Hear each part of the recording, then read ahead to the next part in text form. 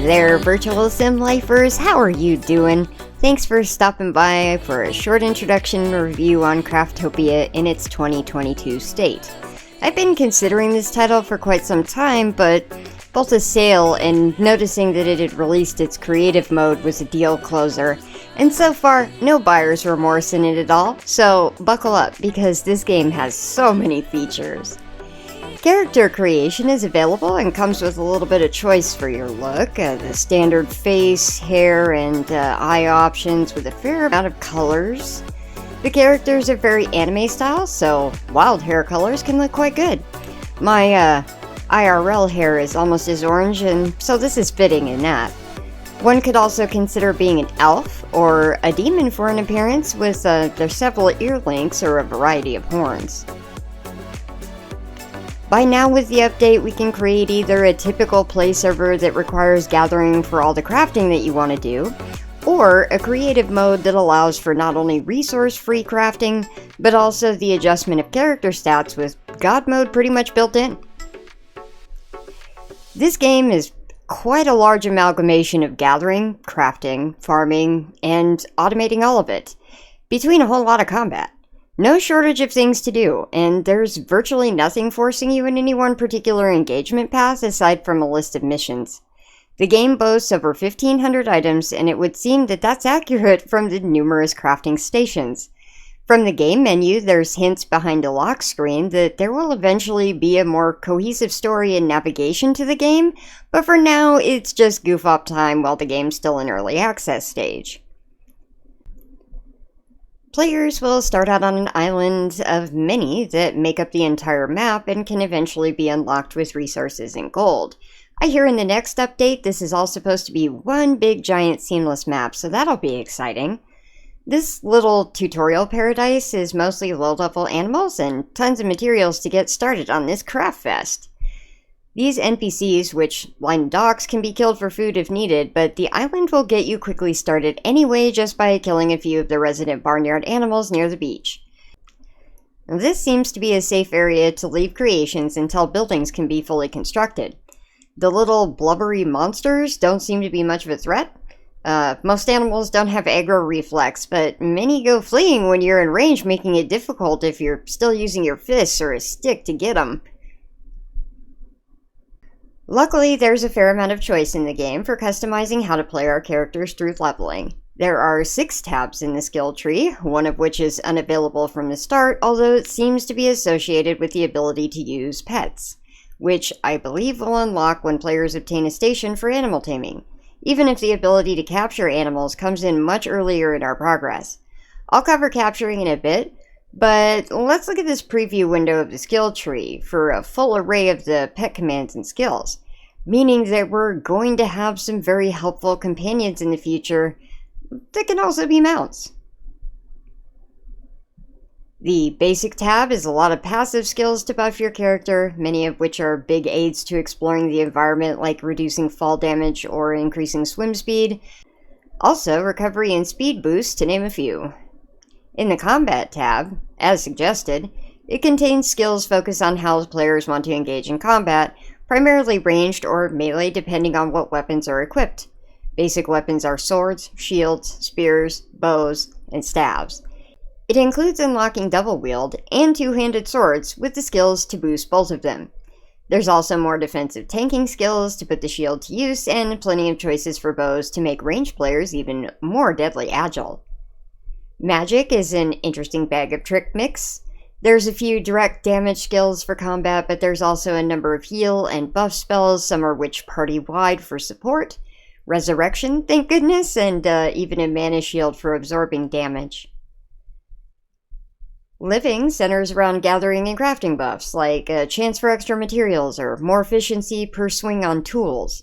Crafting, cooking, repair, and construction, not to be left out, has its own chance bonuses. This also applies to exploration as well. Chances for more gold from mobs or random bonus items just from swimming around. Tricks are more fun ways to customize interaction within the game. Right away one can use it to play dead in hopes of surviving too much of a monster pull, but as it progresses it gets more interesting. Things like being able to make your own pet into a bomb. Strange. Anyone can be a rogue in this game too, because invisibility is available underneath that Tricks tab. It's rather nice not being locked into a class choice. This is more freestyle with playing, and some of the skills end up being really useful to the regular sandbox maintenance activity that you have to do in the beginning, such as summoning water for your crops on a fairly short cooldown. Magic arrows mean being able to use bows more often without blowing through a ton of ammunition while farming wild animals. Crafted arrows are retrievable if you can find them. The basic heal will probably keep you alive through most encounters, and initially levels don't take long to accumulate between XP for mobs and gathering. Bonus skill points also come from the mission objectives up in the corner, as do additional bag slots to the different types of inventory space, and you're going to need all that space because this game gives you more than plenty to do while turning it into items that can be used or sold. From the character menu, a basic workbench can be made, which will contain many subsequent recipes, including the recipes for other vital stations to make gear, food, etc. Early on in the mission list, you'll be asked to craft an altar. This boosts the player into newer ages of innovation, equipment, and other craftable items that add new stuff to all the other existing stations. And it gives us something to look forward to in the preview boxes with the different factory parts and that helicopter for getting around. The regular old workbench with all the other workbenches and the tools needed for gathering. Some of the other notable pieces in this are chests and the necessary farming equipment. The furniture workbench comes not only with furniture, but decorations and the walls themselves. This is a pretty one-stop shop for the building construction department. The machine factory has different methods of transportation, starting with some hoverboards, a motorcycle, and a simple raft. The Hatter Station specializes in what else but hats, or at least the spot for the headgear, most of which are in hat styles, but also there's some fun masks with skills included. Potion brewing stand for all your mixing needs. Health, mana, and a variety of consumable aids, including that heat resistance that you're going to need for hell maps. Furnace for smelting ore to ingots and glass. The blacksmith for turning those ingots into weapon upgrades, gear, ammunition, and accessories to buff your stats. Unlocking more innovation requires visiting the Altar of Civilization for a tribute to resources to it, and it will grant you to the next age of human advancement in technology. It starts out fairly well in the equivalent of the agricultural age with some modern convenience and scales up to some sci-fi prototypes. When sacrificing mats to it, you'll get the upgrades to your existing crafting benches, and several stations themselves will also get upgrades to their capacity as well as some style, allowing you to create either some ancient or more modern looks with the decorations inside. And what do we do with all the excess? Well, there's a little craftable market for that. It has several spaces for stacks of items that you don't need but can bring in the income. Not that I've figured out much that you can spend this on yet. There's at least one trader aimlessly wandering around the zones where you can dump some gold. He typically has weapons or a selection of special items. Also on the mission crafting listed is the giant stone door that's used for porting around to different zones called the Altar of Transportation. It's the same door on all the other islands, so it's easy enough to locate when moving about. Most of the islands are lush green paradises, and I've only found a couple so far that are deserts with this really bizarre graphic effect to maybe represent heat. These deserts are filled with ore, sparse with trees, and replaced with cactus, slightly different species of animals than the grass islands, but full of dense foliage patches. A distinct but rather pretty biome contains pink cherry blossoms scattered everywhere. Others are covered in snow, or inundated with poisonous inhabitants and volcanic activity. These take some consideration and resistance, or your character will slowly tick away health as you stand within the zone. The fastest way to alleviate that problem is by crafting some potions. There's still plenty of map to open up yet though, so it's also possible that there's zone types I haven't seen yet. Some of these islands are designed to be residential, and they have one or more towns located on them. Settlers have a non-threatening NPC residence, but they can be killed for eggs. It's like all humans in this game are chickens. Buildings are neatly decorated and can be entered, maybe even used for your own new vacation home. The farm plots around the premise can be watered for wheat farming too. Just get them started up by filling in a nearby well that's conveniently provided. Stopping by one of these for a session can help restock quickly on wheat. I did find one zone map that was just one tiny little remote island with nothing on it but boxes. Perfect place for a home-based building and more storage.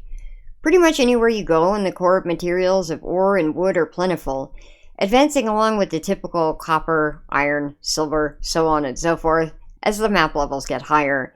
You will need plenty of chests to hold all this stuff because there's variations in rarity or some materials have special name titles. It's not difficult filling up a bag with this many categorized spaces. From what I understand, a future change is being teased by developers when stitching this map together for one large open world. And it's not a massive change to me, but it probably would add how cool the gameplay is, especially given that the vehicles that can be crafted in the skilled machine workbench. And I'll preview some of those later on in the guide. Now, about that animal catching part. When upgrading to your second age, you'll be able to craft the prisms needed. Think Pokeball, because it's approximately how they're used. Find one of the many animals and reduce their health below 20%.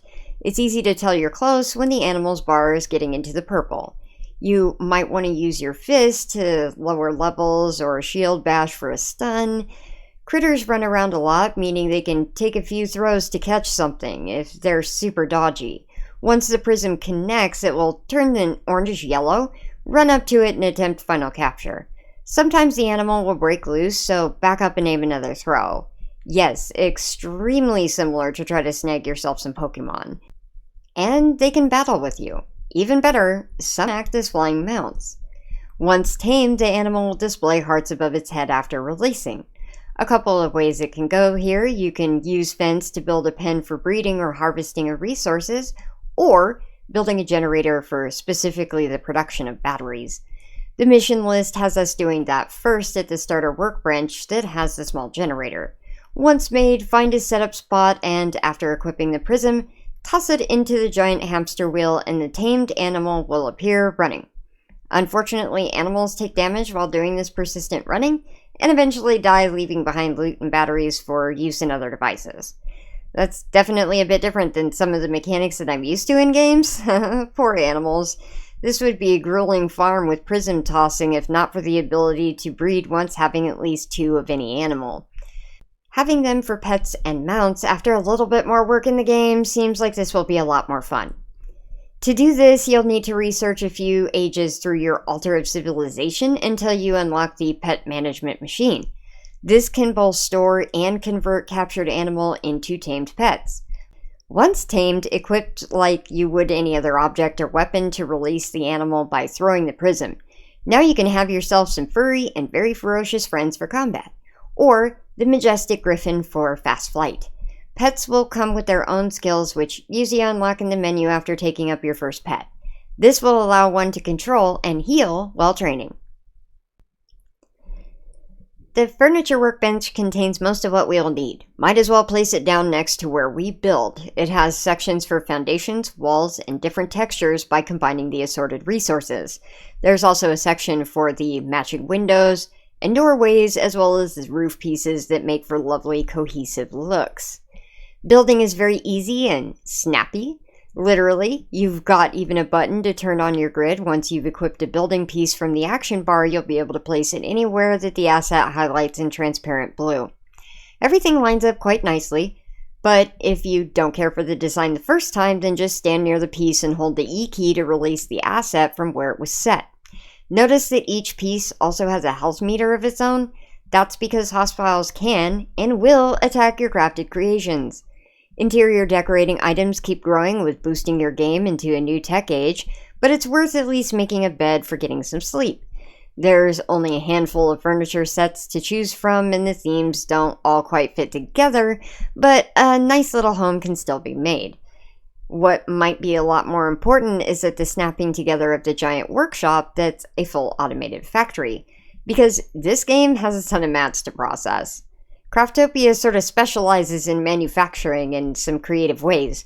Available in the Workbench is conveyor belts in a variety of positions to put together a network of machines. Containers can also vacuum up loose items and then shoot them back out onto the belt system. Along the way, those materials might reach an auto furnace, furniture maker, or cooking bot, and it can always be captured up for storage after it's all done. Automation with animals is also possible by using automatic breeding machines and resource collectors. With at least 2 of the same animal in prisms, aim at the top of the automatic breeding machine to get the animals in place.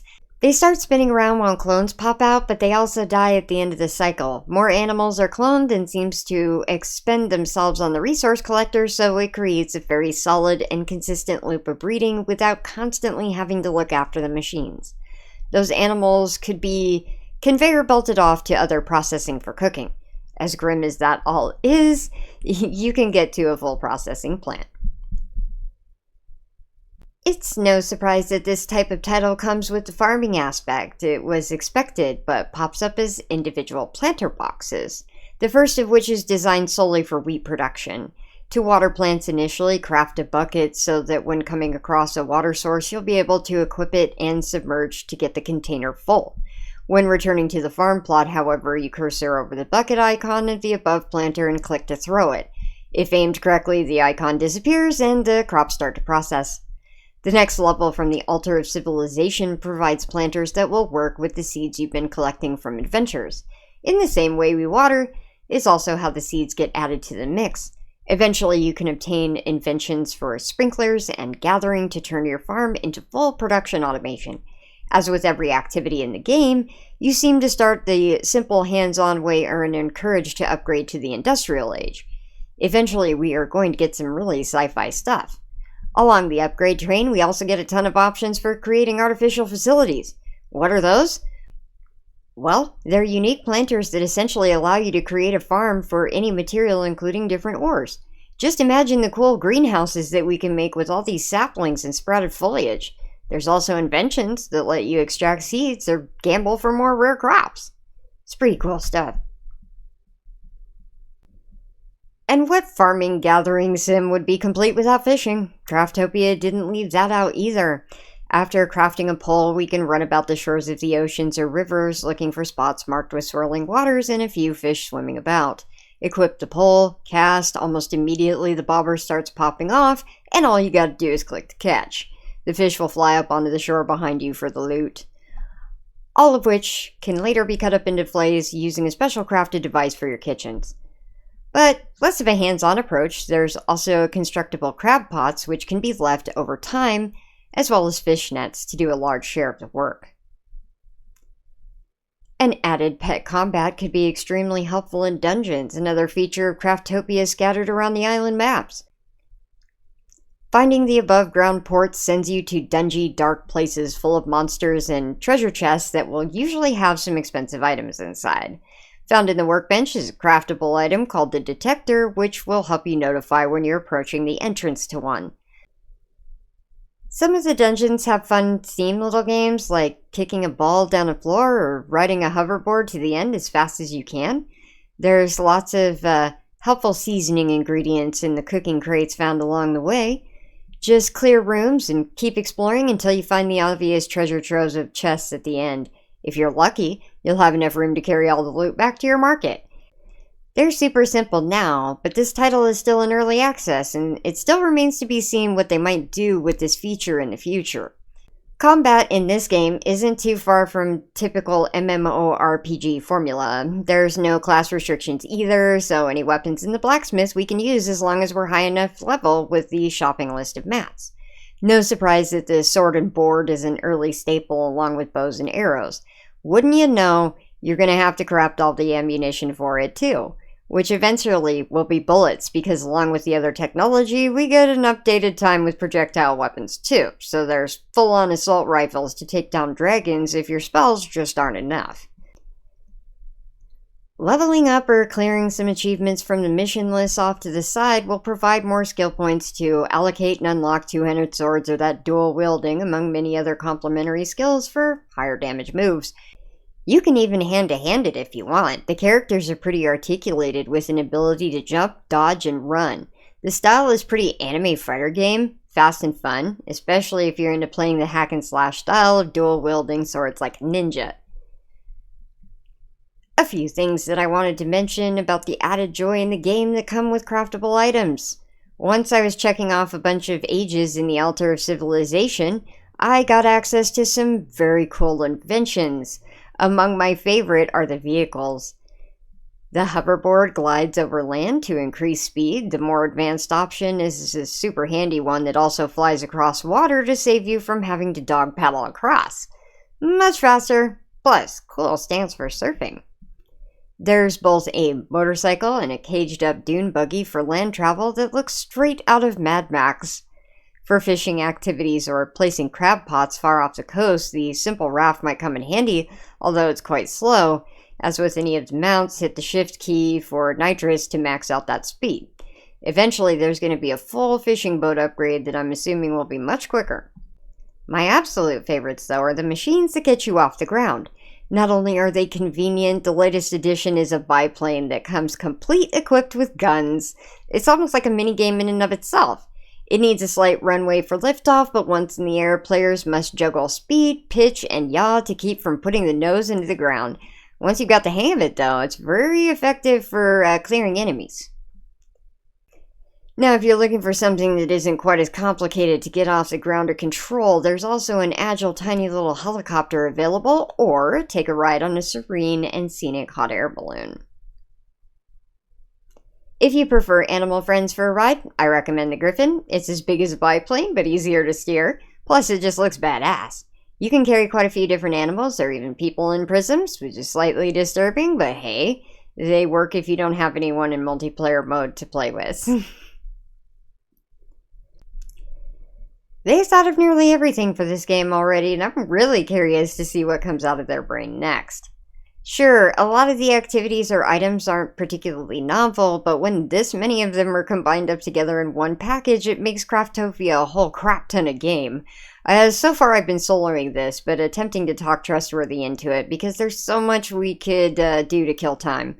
Past few hours in normal gameplay mode, I couldn't help but check out the creative option, where everything is freely buildable, as in as many as you need. Some may consider this spoiling the fun, but I couldn't help it because I just really had to play with the inventions that I had yet to obtain. Besides, building. It's a regular habit for me in any game that allows it, and the longer I tinker with Craftopia, the more I like it, even if the pieces or styles are fairly limited at this point. Hoping for more of them, even if I totally get why developers might have more fun designing assets with uses like the amazing biplane. I'm keeping my fingers crossed that eventually some boring old house materials and furniture choices make the changelogs too, so entire cities can be built that have multifaceted appearances while still fitting into that time period. Most of the current construction materials look like they're pretty ancient. Maybe the menu will balance out with each period having its own selection. There's so much promise in this game. I'm far from seeing everything in it yet, and I can tell I'm definitely going to revisit Craftopia to do some further detailing about what we can do with this wonderful virtual world where so much is possible. I can easily see this becoming a favorite as it continues adding to dungeon objectives and elaborating on the challenges offered for combat. It's already a pretty relaxing and engaging gathering sim with just a massive amount of variety. Very pick what you want to do kind of sandbox. The developers put it right in the store page. Craftopia is a brand new, multiplayer open-world survival action game. We have imagined what would happen when we combined our favorite video games all together. And dang, yeah, it's huge and ambitious. To be honest, I've never played Fortnite, but it looks like you could replicate the building and combine combat in a similar way in Craftopia. I'm not sure if that was on purpose or by accident of what the games that they had in mind. The only real missing piece is a storyline, tying everything together. The only lore here is a cutscene that you get immediately after creating the new world on normal mode. Your character is confronted by a strange being who informs you that you destroyed the Earth, and now you're going to rebuild another planet as punishment. Not that it's all that punishing to play in the world of Craftopia. This is what we get for hitting big red buttons. Curiosity killed the gamer! But isn't that why we love games sometimes? We can satisfy our curiosity in the most rambunctious of ways and still respawn seconds later to do it all over again. Other than a small inventory and storage options, my chief complaint about the current state of the game is optimization. Quite often a huge lag spike stalls out everything happening on my screen for a few seconds, likely occurring during the autosave feature. Now this is not a massive problem unless you're engaged in current combat, but no less aggravating. It also applies to the menus. When in creative mode, it can take my system a moment to load the massive amount of options and it struggles to smoothly scroll through. And it's not exactly like I'm running on old equipment here. It's a Ryzen 5 5600X 6-core processor and a 3060 Ti in the case. There's probably some improvement that could be done here, and given the expansive patch notes in the past, they'll probably figure it out eventually, maybe along with that open world map update that's coming soon. It's still really hitting an 8 out of 10 for me because of the mass amounts of activities that there are to do. It's really hard to get bored. For those who love to build, this could be endless fun, especially as more build material styles get added. Hopefully this rundown gives you a good idea of what you're getting yourself into, because it's a lot. But maybe that's what you're looking for. I'm back to gathering. Got a fleet of motorcycles to make just for fun. Take care, y'all, and bye-bye.